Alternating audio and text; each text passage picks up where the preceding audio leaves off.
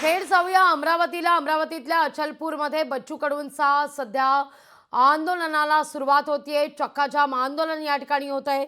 आपले प्रतिनिधी सूरज दहाड आपल्यासोबत जोडले गेलेले आहेत. या ठिकाणी रस्त्यावर टायर जाळत या सगळ्याचा निषेध व्यक्त होतोय.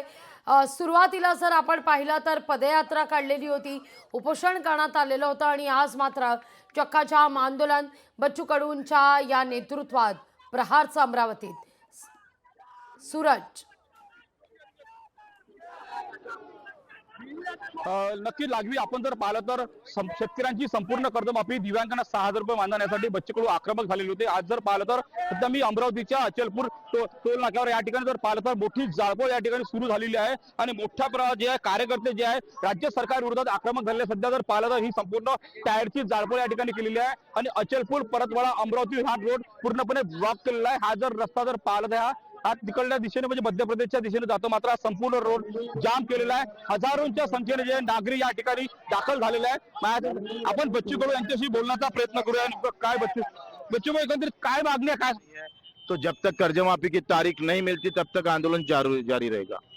हिंसा कोणाला लागलेला आहे, टायरची जाळपोळ झाली आहे, कार्यकर्ते आक्रमक, राज्यावर आंदोलन पेटलेलं आहे. गांधीगिरीहून आता आम्ही भगतसिंगगिरीवर आलो आहे आणि आता इथून आम्ही सरळ मंत्रालयात घुसणार आहोत आणि ते तारीख न सांगताय. तुम्ही जशी तारीख सांगत नाही ना कर्जमाफीची, तशी आम्ही तारीख न सांगता मंत्रालयात घुसू. आता भगतसिंगाचा पार्ट 1 भाग सुरू झाला, तो थर्ड शेवटपर्यंत आम्ही व्यवस्थित सरकारला घेण्याचा प्रयत्न करू. कार्यकर्ते आक्रमक झाले, रस्त्यावर टायराची जाळपोळ सुद्धा सुरू झालेली आहे. कार्यकर्त्यांना अवस्था आहे ना, हे ज्वारी पाहा ना, 1500 रुपयात विकावं लागली ज्वारी, 3300 रुपये भाव आहे.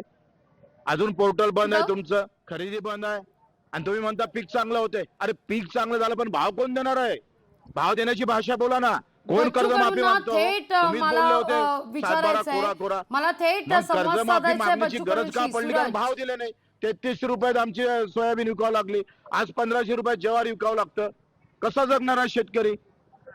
न मागता तुम्ही बाकीच्या योजना सुरू करताय, शक्तीपीठ सुरू करता. उद्योगपत्यांसाठी, मोठ्या उद्योगपत्यांसाठी तुमच्याजवळ पैसा आहे आणि गरीब शेतकरी मजुरासाठी, मेंढपाळासाठी, मच्छीमारासाठी, आमच्या दिव्यांगासाठी पैसे नाहीये.